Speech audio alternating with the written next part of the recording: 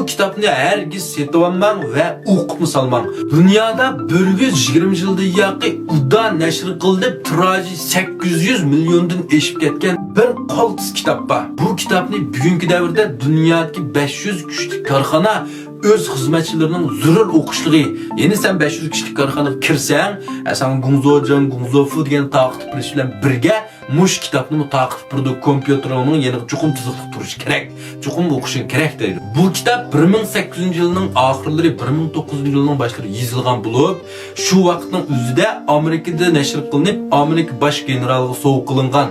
Bu Amerika generali bu kitapni o'qigandan keyin to'xta. Yes. Bu kitapni chuqur butkul Amerika askarlarida birdan bo'lish zarurga deb hukumat pul chiqarib qoidalarni nashr qilib butkul Amerika askarlariga birdan taqib bergan. No excuse degan mushuningdan boshlangan. Buningdan bir 5-10 yillardan keyin bu yerga Rossiya shahzodasi Amerikaga bir ziyoratga kelganda bu. Kelgandan keyin bu yerga Amerika askarlarininki basi shunda ko'rgandan keyin yotoqlarga kirib qarsa, her bir Amerika askarining beshida birdan tiziq turgan. Ularni to'xtab turay, "Хорошо" deb bu kitapdan birini maxfiy holda Rossiyaga akatkizgan. Va o'z bag'andan keyin bu kitapni ingliz tilidan rus tiliga tarjima qilib bir qatim o'qigan. O'qigandan keyin to'xta, Amerika askarlarining bunda muntazam kuchli bo'lishiga sabab maxfiyatlik baka.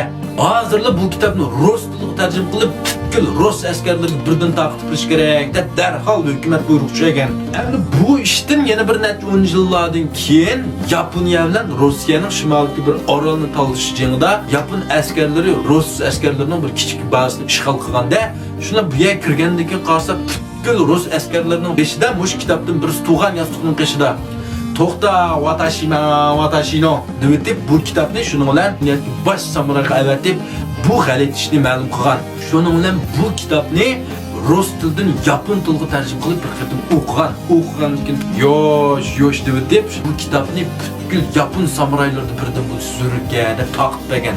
Mana mushu sabablar tufaylidan bu kitob yillardan to'xtamay nashr qilingan. Undaq bu sirli kitob qaysi kitob desanglar, Garsiyaga yozilgan maktub degan mushu kitob shu. Endi bu kitobning mazmunini nochirini buningdan ortiq so'zlab yurmay, bu kitobni ostidagi seri qarovga faoliyatga esib qo'ydim. Asli bahsi 36 koy, ostidagi seri qarovdan setib olsanglar, eng qimmat bo'lsin 23 koy setib olasizlar.